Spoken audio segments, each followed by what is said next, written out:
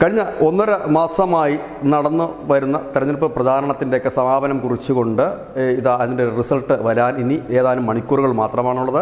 നമ്മുടെ രാജ്യം എങ്ങോട്ടില്ല, രാജ്യമാര് ഭരിക്കുമെന്നുള്ളതൊക്കെ അറിയാനായിട്ട് ഇനി മണിക്കൂറുകൾ മാത്രം അവശേഷിച്ചിരിക്കെ സോഷ്യൽ മീഡിയയിലടക്കം വലിയ രീതിയിലുള്ള സംശയങ്ങൾ ഇല്ലെങ്കിൽ അങ്കലാപ്പുകൾ, ആശങ്കകളൊക്കെ നിറയുന്ന ഒരു രീതിയിലേക്ക് ഇപ്പോൾ മാറിയിരിക്കുന്നു. വലിയ ടെൻഷൻ തന്നെ അനുഭവിക്കുന്നു എന്ന് തന്നെ പറയേണ്ടി വരും പലരും, ജയിക്കുമോ നേടുമോ എന്നൊക്കെ ഉള്ളത്. ഏതായാലും കേരളത്തിലെ മാധ്യമങ്ങൾ ബഹുഭൂരിപക്ഷം പേരും പറഞ്ഞുകൊണ്ടിരുന്നത് നരേന്ദ്രമോദി വീണ്ടും അധികാരത്തിൽ വരില്ല എന്നായിരുന്നു. പക്ഷേ കഴിഞ്ഞ 2 ദിവസത്തിന് മുമ്പ് 13ഓളം ഏജൻസികൾ അവരുടെ എക്സിറ്റ് പോൾ ഫലങ്ങൾ പുറത്ത് വിട്ടതോടുകൂടി അതിനൊരു ശമനം വന്നിട്ടുണ്ട്. ഇപ്പോഴേതായാലും കേരളത്തിൽ BJP ജയിക്കുമോ ഇല്ലയോ എന്നുള്ളൊരു ചോദ്യത്തിലേക്ക് അത് ഒതുങ്ങി. ഏതായാലും കേന്ദ്രം വിട്ടിരിക്കുന്നു.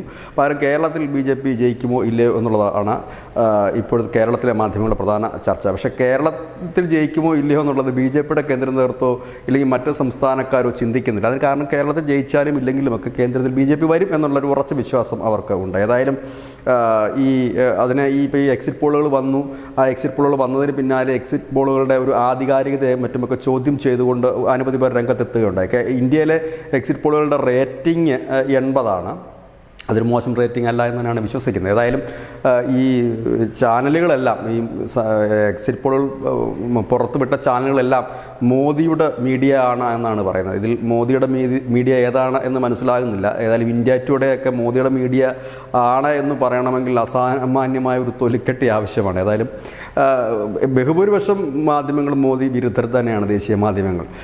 പിന്നെ സ്വാഭാവികമായും ഈ ദേശീയ വാർത്തകൾ കൊടുക്കുന്ന ചാനലുകളെല്ലാം മോദിയുടെ അനുഭാവികളാണെന്ന് കരുതുന്നത് തെറ്റാണ്. കാരണം ദേശീയ തലത്തിൽ 2 രാഷ്ട്രീയ പാർട്ടികളെ മാത്രം ഫോക്കസ് ചെയ്തുകൊണ്ടാണ് ദേശീയ മാധ്യമങ്ങൾ എപ്പോഴും വാർത്ത കൊടുക്കുന്നത്. അതൊന്ന് BJP, മറ്റൊന്ന് കോൺഗ്രസും മാത്രമാണ്. കോൺഗ്രസ് എപ്പോഴും ആക്റ്റീവ് അല്ലാത്തത് കൊണ്ടാണ് BJPയുടെ വാർത്തകൾ ന്യൂസ് ഇന്ത്യ മലയാളം അടക്കം കൊടുക്കുന്നത്. അല്ലാതെ ഞങ്ങൾ BJP ഭക്തരായതുകൊണ്ടല്ല, പകരം ദേശീയതയ്ക്ക് പ്രാധാന്യം കൊടുക്കുന്നുണ്ട്, ദേശീയ വാർത്തകൾക്ക് പ്രാധാന്യം കൊടുക്കുന്നത് കൊണ്ടാണ്.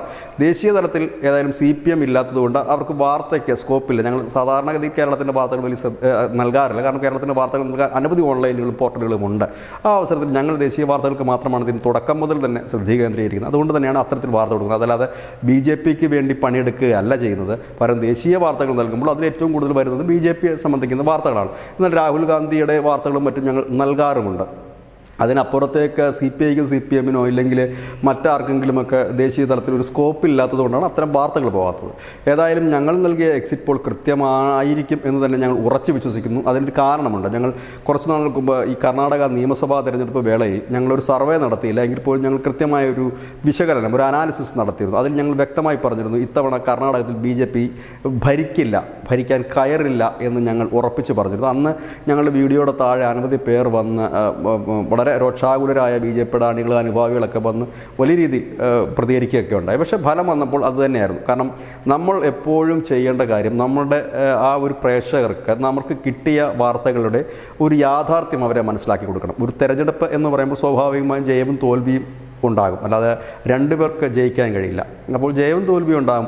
അതിന് അവരിലൊക്കെ സത്യം എത്തിക്കുക. തോക്കും എന്ന് പറയുന്നതിൻ്റെ തലേ ദിവസം പോലും നീ ജയിക്കും എന്ന് പറഞ്ഞുകൊണ്ടിരുന്നാൽ തൽക്കാലം ഒരു ആത്മവിശ്വാസം കിട്ടും. പക്ഷേ അവൻ തോക്കുമെന്ന് അവനെ പറഞ്ഞ് മനസ്സിലാക്കിയാൽ അവനൊരു യാഥാർത്ഥ്യബോധത്തിലേക്ക് എത്താൻ കുറച്ച് ടൈം എടുക്കുമെങ്കിലും അത് എത്താൻ കഴിയും. ഒരുപക്ഷെ ഈ എക്സിറ്റ് പോളുകളൊക്കെ നേരത്തെ വിട്ടത് കൊണ്ട് ഈ പ്രതിപക്ഷത്തിനെയും ഇല്ലെങ്കിൽ പ്രതിപക്ഷത്തെ വിശ്വസിച്ചിരിക്കുന്ന ഒരു ചെറിയ വിഭാഗം ജനമുണ്ട്. അവർക്ക് ഒരു ടെൻഷൻ കുറയ്ക്കാൻ ഒരു 3-4 ദിവസം കിട്ടിയിട്ടുണ്ട്. ഇല്ലെങ്കിൽ ഒരുപക്ഷെ നാളെ ഈ വോട്ടിംഗ് മെഷീനിൽ വോട്ട് എണ്ണി തുടങ്ങുമ്പോൾ അവർക്ക് അറ്റാക്ക് വന്നു പോയാൽ. പക്ഷേ അതായത് ഇപ്പോൾ അറ്റാക്ക് വരാനുള്ള സാധ്യതയില്ല. കാരണം 2-3 ദിവസം മുൻപ് മുതൽ തന്നെ എക്സിറ്റ് പോളുകളൊക്കെ വന്നതുകൊണ്ട് തോക്കും എന്ന ആ ഒരു മുൻവിധിയോടുകൂടി ഇരിക്കാൻ പറ്റും. ഈ ലോകത്ത് തന്നെ ഏറ്റവും കൂടുതൽ തോറ്റിട്ടുള്ളൊരു രാഷ്ട്രീയ പാർട്ടി BJP ആണ്. കാരണം അവർ തോറ്റ് ജയിച്ചവരാണ്. കാരണം അവർക്ക് ഒരു തോൽവിയിലും അവർക്ക് നിരാശ തോന്നാറില്ല. അഭിമാനത്തോടു കൂടി തന്നെയാണ് അവർ തോറ്റ കാര്യം അംഗീകരിക്കുകയും മറ്റും ചെയ്തുകൊണ്ടിരുന്നത്. അതോടൊപ്പം തന്നെ നാളെ ഇനി ആര് ജയിച്ചാലും തോറ്റാലും ചീത്തവിളി കേൾക്കാൻ തയ്യാറായിട്ടിരിക്കുന്നൊരു വ്യക്തിയുണ്ട്. അത് മറ്റാരുമല്ല, EVM തന്നെയാണ്. ഇനി അതിനും കൂടി ഒരു കാര്യം പറയാം. കാരണം നാളെ BJP ഒരു വലിയ മാർജിനിലേക്ക് പോകുമ്പോൾ സ്വാഭാവികമായും EVM മെഷീനെ കുറ്റം പറയാൻ അനവധി പേരുണ്ടാകും. എന്നാൽ അവരോടൊരു ചെറിയ കാര്യം പറയാനുണ്ട്. ഇന്ത്യയിൽ തന്നെ EVMനെതിരെ ഏറ്റവും കൂടുതൽ പ്രക്ഷോഭ പരിപാടികൾ, ഏതായാലും ഇന്ത്യയിലെ പ്രതിപക്ഷ പാർട്ടികളൊന്നും തന്നെ EVMനെതിരെ സമരം ചെയ്തിട്ടില്ല. EVMനെതിരെ സമരം ചെയ്തൊരു പാർട്ടി ഇന്ത്യയിലുണ്ട്. ആ പാർട്ടിയുടെ പേരാണ് ഭാരതീയ ജനതാ പാർട്ടി. 2014 മുൻപായിരുന്നു. കാരണം EVM വന്നതിന് ശേഷം കോൺഗ്രസ് തുടർച്ചയായി ജയിക്കാൻ തുടങ്ങി. അപ്പോൾ സ്വാഭാവികമായി BJP EVMകൾക്കെതിരെ തിരിച്ചു. EVM പാടില്ല, EVM നശിപ്പിക്കണം, ഇല്ല EVMന് പകരം ബാലറ്റ് കൊണ്ടുവരണം എന്ന് പറഞ്ഞുകൊണ്ട് സമരങ്ങൾ വരെ അവർ നടത്തുകയുണ്ടായി, പോസ്റ്റ് ഓഫീസുകൾക്ക് മുമ്പിലും മറ്റുമൊക്കെ. പക്ഷേ 2014 നമ്മൾ ശ്രദ്ധിക്കേണ്ട ഒരു കാര്യമുണ്ട്. 2014 നമ്മുടെ മൻമോഹൻ സിംഗ് വളരെ ശക്തനായി ഭരിക്കുന്ന സമയം, കോൺഗ്രസ് കേന്ദ്രത്തിൽ ശക്തമായി നിൽക്കുന്ന സമയം, കഴിഞ്ഞ 10 വർഷവും കോൺഗ്രസ് ഭരിച്ചുകൊണ്ടിരിക്കുന്ന സമയം, കോൺഗ്രസിൻ്റെ കാലത്ത് വന്ന EVM മിഷൻ വർക്ക് ചെയ്തുകൊണ്ടിരിക്കുന്ന സമയം, ആ സമയത്താണ് നരേന്ദ്രമോദിയുടെ നേതൃത്വത്തിൽ BJP തെരഞ്ഞെടുപ്പിനെ മത്സരിച്ച് ജയിച്ചതെന്ന് ഓർക്കണം. കാരണം EVMൽ എന്തെങ്കിലും കള്ളത്തരം കാണിക്കാൻ കഴിയുമായിരുന്നെങ്കിൽ മൻമോഹൻ സിംഗ് ഇപ്പോഴും പ്രധാനമന്ത്രിയായി തുടർന്നേനെ. ഒരിക്കലും നരേന്ദ്രമോദി അധികാരത്തിൽ വരില്ലായിരുന്നു. കാരണം അവരുടെ നേതൃത്വത്തിൽ, അതായത് കോൺഗ്രസ് ഭരിക്കുന്ന സർക്കാരിൻ്റെ കാലത്താണ് 2014 ലോക്സഭാ തെരഞ്ഞെടുപ്പ് നടക്കുന്നത്. അപ്പോൾ സ്വാഭാവികമായും BJPയെ തോൽപ്പിക്കണമായിരുന്നെങ്കിൽ, ഇല്ലെങ്കിൽ കോൺഗ്രസിന് ജയിക്കണമായിരുന്നെങ്കിൽ അന്നേ അവർക്ക് അതിനകത്ത് കൃത്രിമം കാണിക്കാൻ കഴിഞ്ഞേനെ. ഏതായാലും നമ്മൾ സ്വാഭാവികമായും നമ്മുടെ ഒരു ജനം, പ്രത്യേകിച്ച് മലയാളികൾക്കൊരു കുഴപ്പമുണ്ട്. എന്തുകൊണ്ട് പരീക്ഷയിൽ തോറ്റു എന്ന് ചോദിച്ചാൽ, ടീച്ചർ എനിക്ക് പരീക്ഷ എഴുതാൻ കൂടുതൽ സമയം തന്നില്ല, ഇല്ലെങ്കിൽ പേപ്പർ കിട്ടിയില്ല, അങ്ങനെ അനവധി കാരണങ്ങൾ നമ്മൾ നിരത്താറുണ്ട്. എവിടെയെങ്കിലുമൊക്കെ ചാരണം ഒരു വിഷമം വരുമ്പോൾ. നല്ല തോള് കിട്ടിയില്ലെങ്കിൽ കിട്ടിയ തോളിൽ ചാരണമെന്നുള്ളതാണല്ലോ ഒരു രീതി. ഏതായാലും EVM മിഷനെ കുറിച്ചുള്ള വലിയ ഒരു രീതിയിലുള്ള ഇത് കണക്കുള്ള പരാതികൾ ഉണ്ടാകാനുള്ള സാധ്യതയുണ്ട്. പക്ഷേ ഇലക്ഷൻ കമ്മീഷൻ വിളിച്ചു കൂട്ടിയ യോഗത്തിന് പോലും ഈ പരാതി ഉന്നയിച്ചവർ ആരും തന്നെ എത്തിയില്ല എന്നുള്ളതും വിചിത്രമായ ഒരു കാര്യമാണ്. ഏതായാലും EVM മിഷൻ അവിടെ നിൽക്കട്ടെ. ഇനി എല്ലാവരും ആകാംക്ഷയോട് ചോദിക്കുന്നത് കേരളത്തിൽ BJP സീറ്റ് പിടിക്കുമോ ഇല്ലയോ എന്നാണ്. ഞങ്ങളുടെ സർവേ അടക്കം ഞങ്ങൾ പറഞ്ഞത് 1 മുതൽ 2 സീറ്റ് വരെ BJP പിടിച്ചേക്കാമെന്നാണ്. ഇനി മറ്റൊരു കൗതുകകരമായ കാര്യം കൂടിയുണ്ട്. ഈ വിവിധ സർവേകൾ നടത്തുന്ന ഏജൻസികൾ, അതിൽ പ്രവർത്തിക്കുന്നവർ പറയുന്നൊരു കാര്യമുണ്ട്. ഈ സർവേകളിൽ ഞങ്ങളെ നാണം കെടുത്തുന്ന സംസ്ഥാനം കേരളമാണ് എന്നുള്ളതാണ്. കാരണം കേരളത്തിൻ്റെ ഒരു പൾസ്, ഇല്ലെങ്കിൽ അവിടെ ജനങ്ങളുടെ മനസ്സിലാക്കുക വലിയ പ്രയാസകരമെന്ന് പറയുന്നുണ്ട്. പക്ഷേ ഇത്തവണ അങ്ങനെ അല്ലായിരുന്നു, കുറച്ചുകൂടെ ക്ലിയർ ആയിരുന്നു എന്നാണ് ഞങ്ങൾ മനസ്സിലാക്കുന്നത്. കാരണം നമ്മൾ നാഷണൽ ലെവലിൽ മാത്രമാണ് ഞങ്ങൾ ഇപ്രാവശ്യം ഫോക്കസ് ചെയ്യുന്നത്. പ്രാവശ്യം എന്നല്ല, എല്ലാ കാലവും നാഷണൽ ലെവൽ ഫോക്കസ് ചെയ്യുകയാണ് ഞങ്ങളുടെ എഡിറ്റോറിയൽ ചെയ്യാറുള്ളത്. കേരളത്തിൽ അങ്ങനെ ഞങ്ങൾ ഫോക്കസ് ചെയ്യാറില്ല. പക്ഷേ കേരളത്തിൽ നിന്ന് കിട്ടിയ വിവരങ്ങളുടെ അടിസ്ഥാനത്തിലാണ് 1 മുതൽ 2 സീറ്റ് വരെ ലഭിക്കുമെന്ന് ഞങ്ങൾ പറഞ്ഞത്.